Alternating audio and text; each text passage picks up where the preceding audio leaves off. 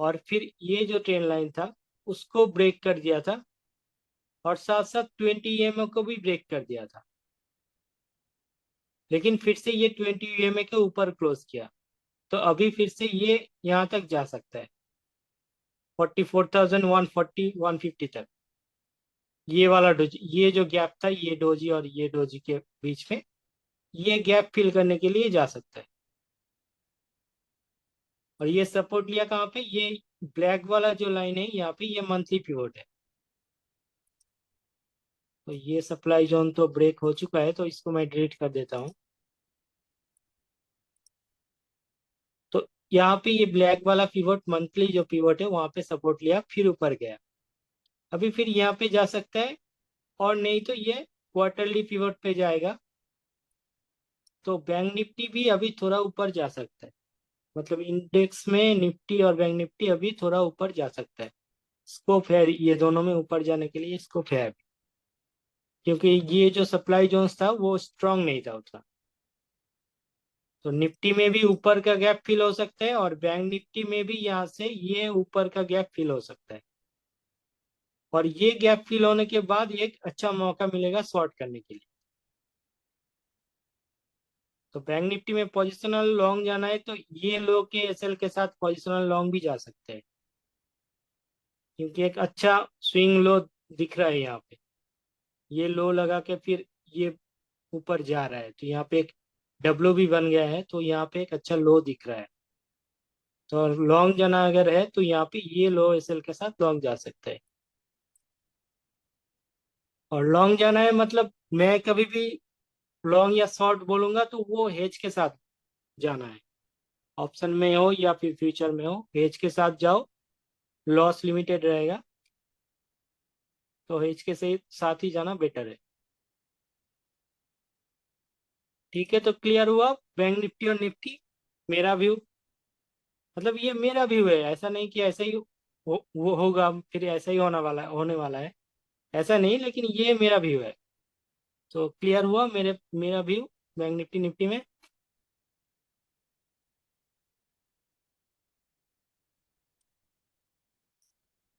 इसमें कोई क्वेश्चन है अभी तक जो बताया मैंने, यहाँ पे कोई डाउट है?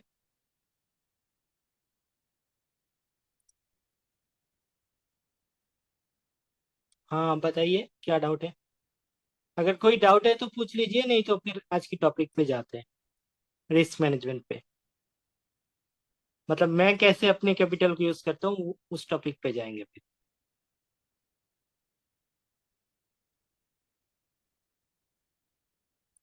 अच्छा चलो, आज की टॉपिक पे जा चलते हैं फिर।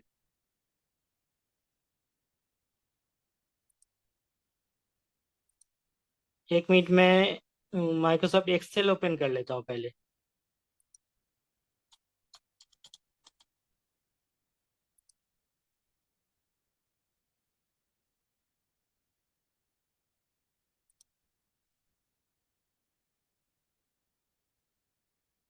बैंक निफ्टी का हेजिंग स्ट्रेटेजी, वो आप एटीएम कॉल बाय कर सकते हैं, और 500 पॉइंट दूर का सेल कर सकते हैं। लेकिन एक्सपायरी पास है तो नेक्स्ट एक्सपायरी करना बेटर है। एक्सपायरी में बस अभी 2 दिन बचा है, तो इसको नेक्स्ट एक्सपायरी के साथ कर सकते हो।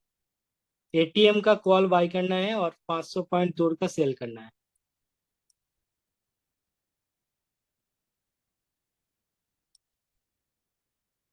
ये सबसे मिनिमम रिस्क पे रहता है ये स्ट्रेटेजी। और या तो फिर फ्यूचर बाय कर सकते हैं, और उसके साथ एटीएम पुट बाय कर सकते हैं। ये दोनों में से किसी एक को अप्लाई करना है।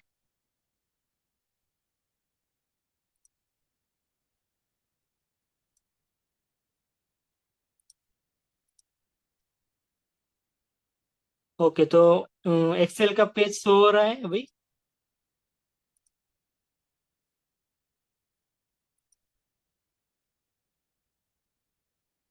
तो चलो, सपोज मेरा टोटल कैपिटल है,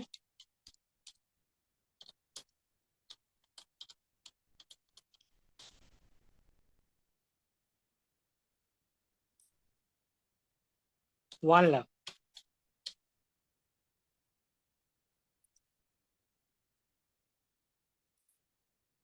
तो इसमें मैक्सिमम रिस्क मैं लूंगा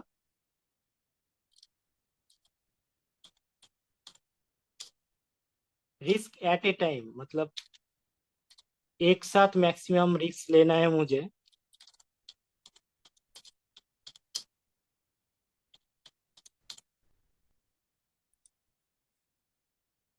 5%, मतलब 1 लाख का 5% कितना हो गया? या यहाँ पे गलत लिखा है, 10,000 नहीं, ये 1 लाख होगा। ओके, तो 1 लाख का अभी फॉन्ट दिख रहा है ना, या फिर फॉन्ट थोड़ा बड़ा कर दूं?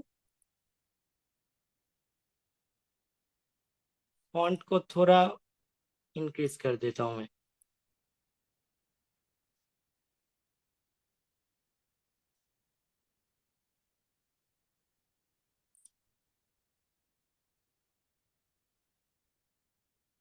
ओके, अभी क्लियर दिखेगा। तो 1 लाख का मेरा कैपिटल है, उसका मैं मैक्सिमम रिस्क लूंगा 5% का।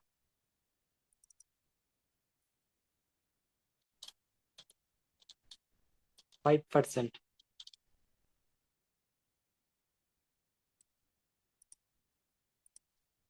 तो 1 लाख का 5% फिर कितना आ गया? 5,000।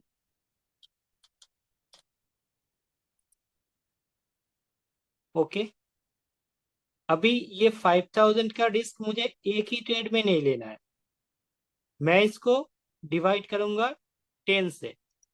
रिस्क पर ट्रेड, मेरा रिस्क रिस्क पर ट्रेड कैलकुलेट करने के लिए मैं उसको 10 से डिवाइड करूंगा।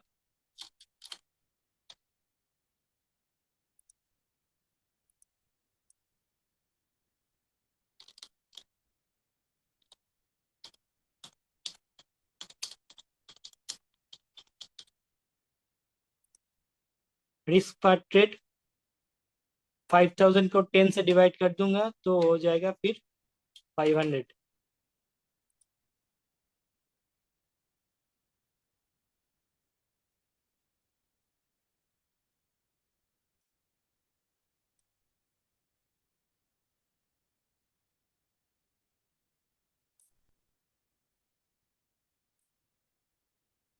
के तो क्लियर हुआ, 500 का मेरा एक ट्रेड में रिस्क रहेगा। तो एट ए टाइम मेरा मैक्सिमम ट्रेड कितना चलेगा एट ए टाइम?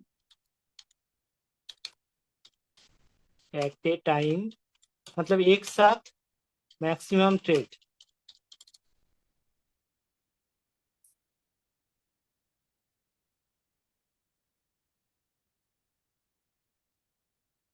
इसको अलग रो कॉलम कॉलम में लिखते हैं।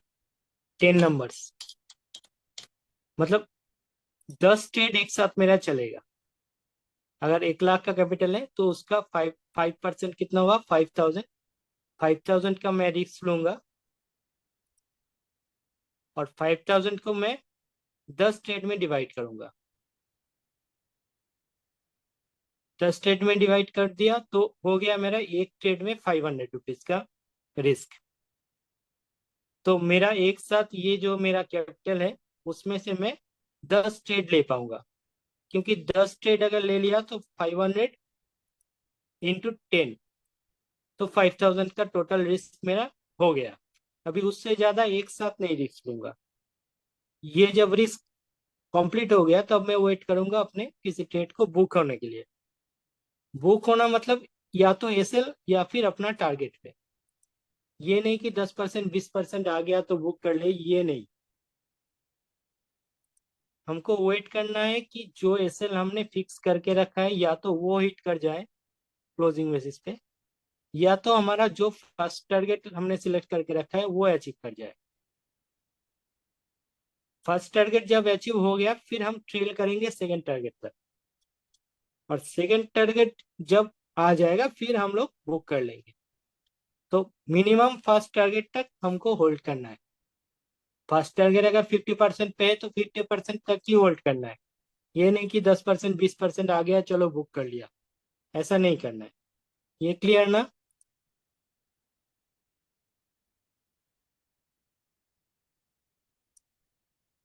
ओके, तो चलो ये तो हो गया। अभी एक ट्रेड पे देखते हैं कितना क्वांटिटी लेना है। सपोज किसी एक ट्रेड हाँ, का एग्जांपल लेते हैं, अभी सपोज ठीक है। पंचशील और, सब ले लीजिए। हाँ दिया। बताओ। சம் தான் பண்ணியிருக்கான். எவ்வளவு நேரம் பண்ணிட்டு இருக்கான் பாரு. 2 hours. 2 hours பண்ணிட்டு இருக்கோம், 3 சம்.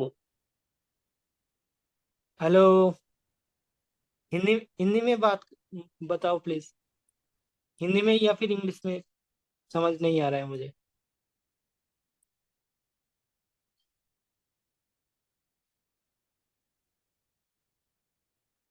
ओके, तो चलो नेक्स्ट। सपोज किसी ट्रेड में पंचशील ऑर्गेनिक जो सिलेक्ट किया है मैंने, जो शेयर किया है उसको लेते हैं। पंचशील में हमारा एसएल क्या है? SL by points. कितनी पॉइंट्स का एसएल है हमारा पंचशील ऑर्गेनिक्स में, कोई बताओ।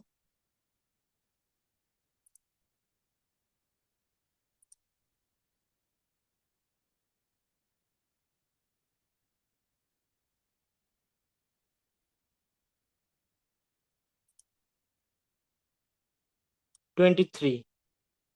ओके, तो 23 पॉइंट का एसएल है, और हम मैक्सिमम रिस्क कितना लेंगे, 500 रुपीज का। तो क्वांटिटी फिर कितना आएगा, क्वांटिटी वो आएगा 500 डिवाइडेड बाई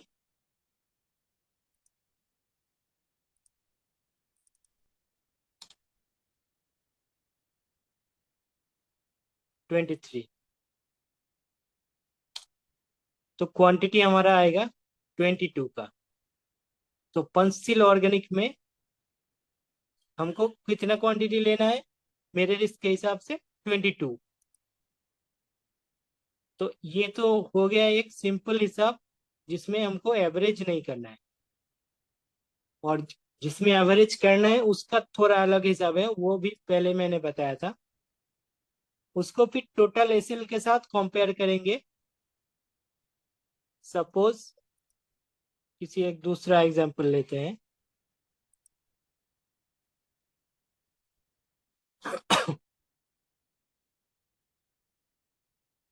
दूसरा एग्जांपल, ये आईबी इंडस्ट्रीज का, ये एग्जांपल लेते हैं। आईबी इंडस्ट्रीज का सपोज इसका एंट्री हमारा था आईबी, इसमें एंट्री हमारा दोनों था, एक था 900 के आसपास और एक था 845। और हमारा एसएल क्या था उसमें, उसमें एसएल था हमारा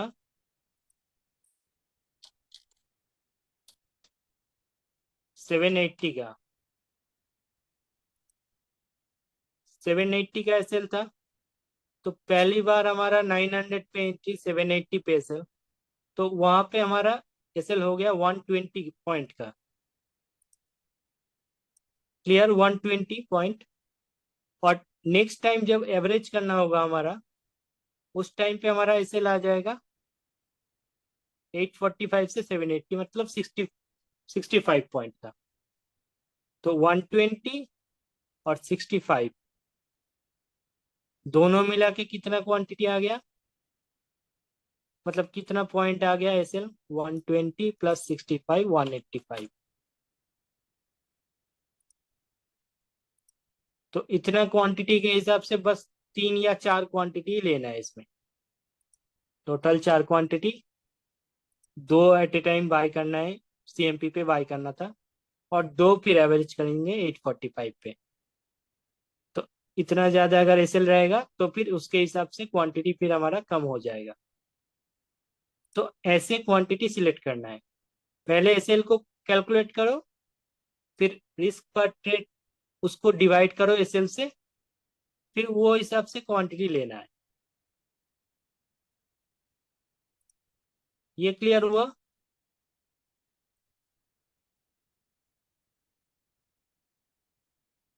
मतलब किसी भी पॉइंट पे हमारा ₹500 को एक्सीड नहीं करना है हमारा एसएल। मतलब क्लोजिंग होते होते थोड़ा ज्यादा चला जाएगा, लेकिन क्वांटिटी के हिसाब से ₹500 से ज्यादा नहीं जाना है एसएल, अगर कैपिटल 1 लाख का है तो।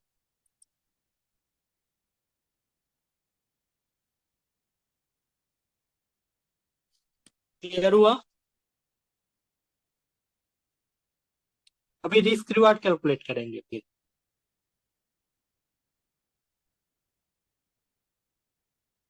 नेक्स्ट में रिस्क रिवार्ड कैलकुलेट करेंगे अभी।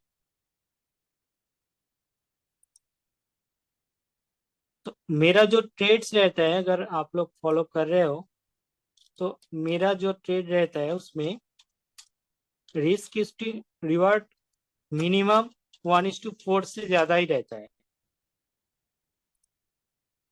1:4।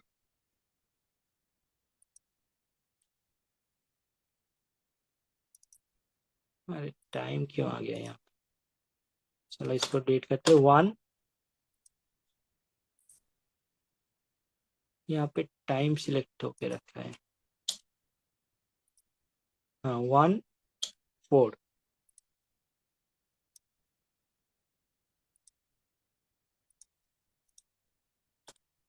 तो रिस्क वर्ड मेरा 1:4 रहता है। तो टोटल रिस्क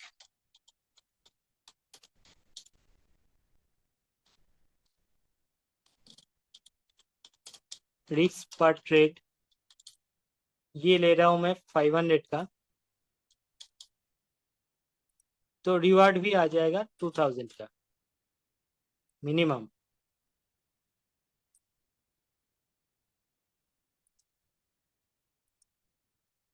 तो मिनिमम ये मैं फॉलो करता हूँ, तो ये आप लोगों को भी फॉलो करना है। 1:4 नहीं तो एटलीस्ट 1:3।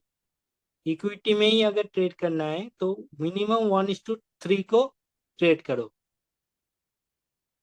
1:4, या फिर मैं जैसे एलकेएम का मेरा ट्रेड था उसमें 1:10 भी आ गया, तो मैक्सिमम टाइम 1:4 से बहुत ज्यादा आ जाएगा। लेकिन मिनिमम आपको ये फॉलो करना है। तो अगर सक्सेस टोटल ट्रेड अगर मैं ले रहा हूँ 10, टोटल ट्रेड्स अगर मैं 10 ले रहा हूँ,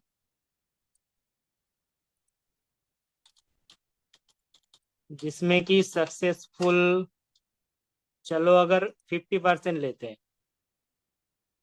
50% से क्या लगता है मेरा कितना रेट आ रहा है अभी विनिंग? मतलब ट्रेड्स तो अभी तो आप लोग देख ही रहे हो, तो क्या लगता है कितना आ रहा है मेरा विनिंग रेट, विनिंग परसेंटेज?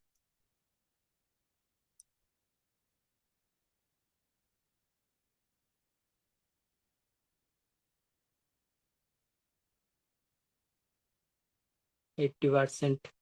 हाँ, 80% आ जाता है, चलो उसको 70% ही लो। मेरा अभी तक, अरे नहीं हुआ, 100% नहीं, मेरा अभी तक 70% से ऊपर ही आ रहा है। जो अभी ट्रेड ले रहा हूँ मैं, तो 70% से ऊपर ही आ रहा है। तो 50% के हिसाब से कैलकुलेट करते हैं। तो सक्सेसफुल ट्रेड सपोज चलो हमारा हो गया 5, और अनसक्सेसफुल हो गया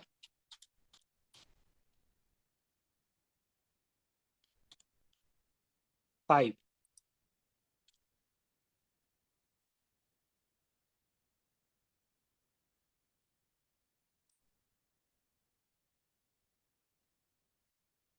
तो यहाँ पे सक्सेसफुल पे हमको रिवार्ड कितना मिल जाएगा?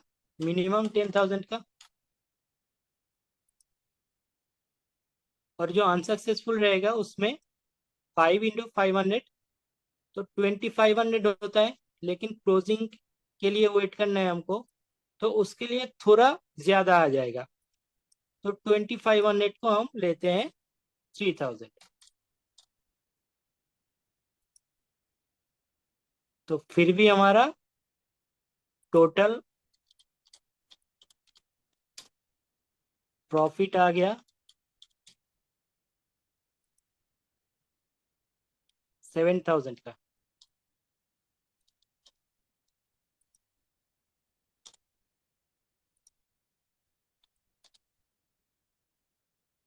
तो ये तो हो गया अगर मैं 50% का विनिंग रेट ले रहा हूँ। तो अगर यही मैं 50% से ऊपर थोड़ा 60% का अगर कैलकुलेट करूँ, 6 अगर कैलकुलेट करूँ, तो यहाँ पे फिर ये हो जाएगा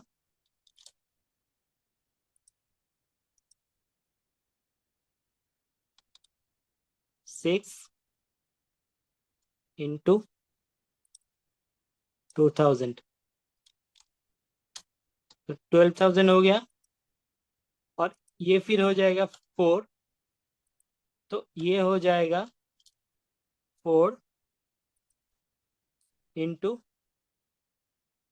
500, प्लस यहाँ पे बफर का मतलब थोड़ा क्लोजिंग के लिए थोड़ा जो एक्स्ट्रा जाएगा, उसके लिए यहाँ पे प्लस करूंगा 500, तो यहाँ पे चला जाएगा 2,500। तो फिर यहाँ पे टोटल प्रॉफिट कितना आ जाएगा, 9,500।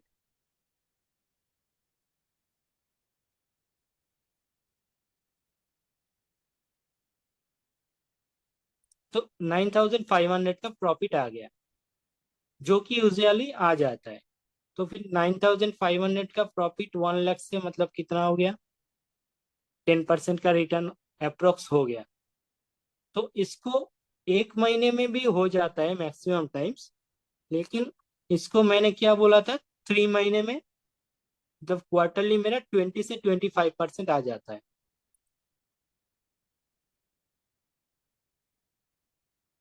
हाँ, शॉर्ट रेट्स में कैपिटल डबल हो जाए, हाँ होता है एक्चुअली, हो जाता है, उससे कम ट्रेड में भी हो जाता है।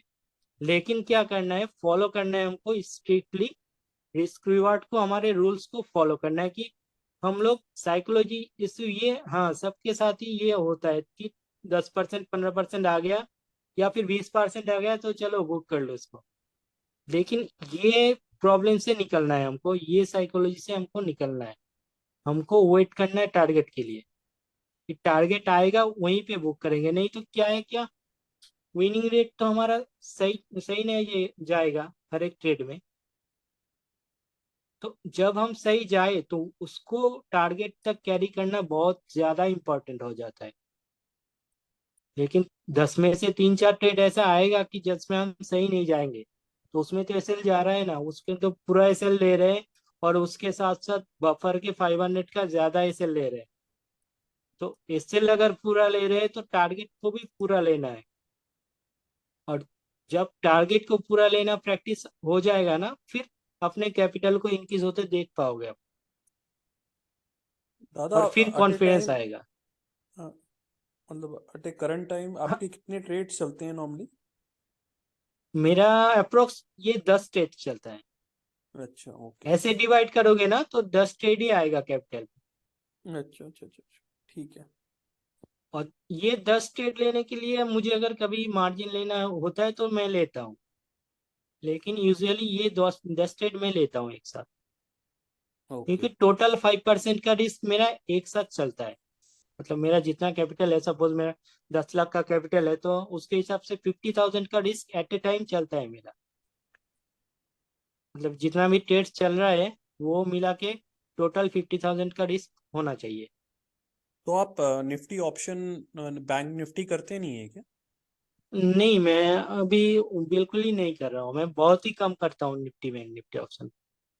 ओके। क्योंकि उसमें एक्चुअली मेरा जॉब के हिसाब से मुझे थोड़ा रिस्ट्रिक्शन हो जाता है टाइम का, कॉन्टिन्यूअसली वॉच नहीं कर पाता। और स्टॉक्स में अगर सेफली हमको मिल रहा है, जो कि स्टॉक्स ट्रैक करना भी इजी है, कि ओपनिंग में ट्रैक कर लो, क्लोजिंग में देख लो, वीकेंड पे एनालाइज कर लो, फिर एंट्री ले लो। तो ये टाइम को भी बहुत मतलब इजी होता है मेरा टाइम के हिसाब से। और इसमें मैं अपने कैपिटल को ग्रो होता देख रहा हूँ, तो हाँ, दिख इसमें रहा है सर। कैपिटल, इसमें मतलब कॉन्फिडेंस आ रहा है इसमें ज़्यादा।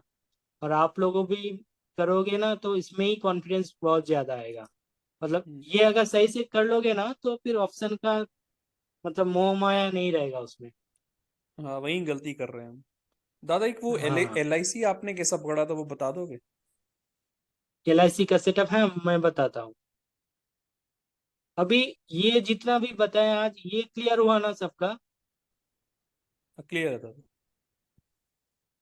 अच्छा, मीट भाई का एक क्वेश्चन है कि प्रॉफिट्स को अलग से रखना है या उसको भी कैपिटल में ऐड करके कैलकुलेशन करना है।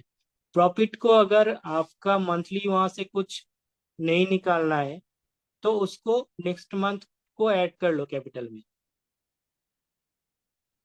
अगर किसी को विथड्रॉ नहीं करना है वहां से तो बहुत ज्यादा अच्छा है, तो उसको नेक्स्ट मंथ में अपनी कैपिटल में ऐड कर लो। फिर वो टोटल का जो 5% आएगा उसको रिस्क हिसाब से लो।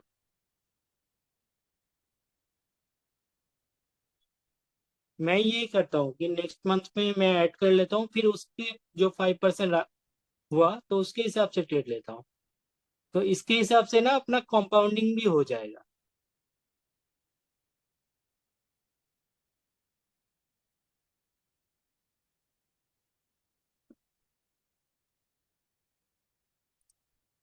आईपी इंडस्ट्रीज का जो ट्रेड का एग्जांपल था उसका एक बार मैं फिर से बता देता हूँ।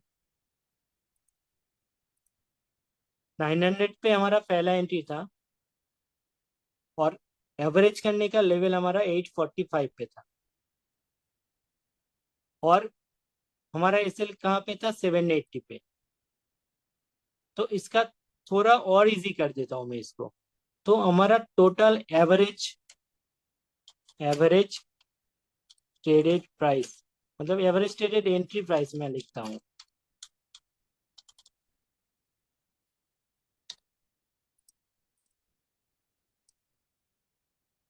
अभी 5 मिनट में ये 4 मिनट में ये सेशन क्लोज हो जाएगा, तो उसके बाद मैं एक सेशन फिर से ऐड करूंगा, उसमें थोड़ा स्टॉक्स डिस्कस करेंगे। तो एवरेज ट्रेडेड प्राइस हमारा क्या आ गया, 900 प्लस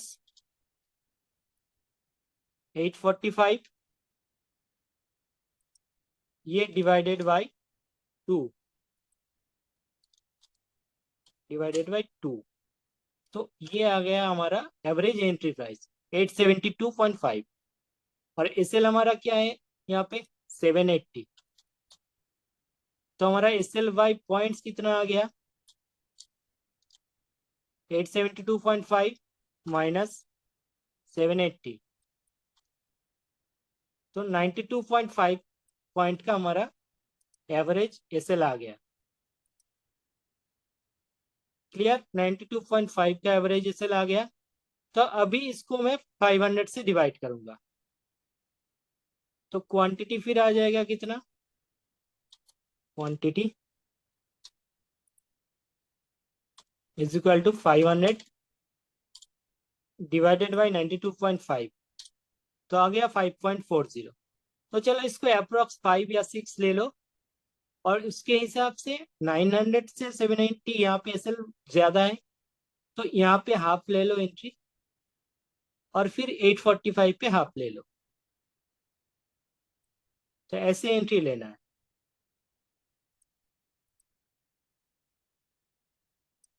ये क्लियर हो गया। अभी ऐसे कैलकुलेट कर लेना कि पहले पहले एवरेज एंट्री प्राइस को कैलकुलेट कर लो, दोनों को ऐड करके डिवाइड कर लो 2 से, फिर उसके उस एसएल को उसके माइनस कर लो, फिर 500 को डिवाइड कर लो एसएल बाई पॉइंट से, फिर आ जाएगा क्वांटिटी। तो ऐसे हमको ट्रेड करना है और एसएल और टारगेट के लिए वेट करना है। सिंपल, ये साइकोलॉजी फॉलो करते रहो। एनालाइज अपनी जगह है, लेकिन ये सबसे मेन है।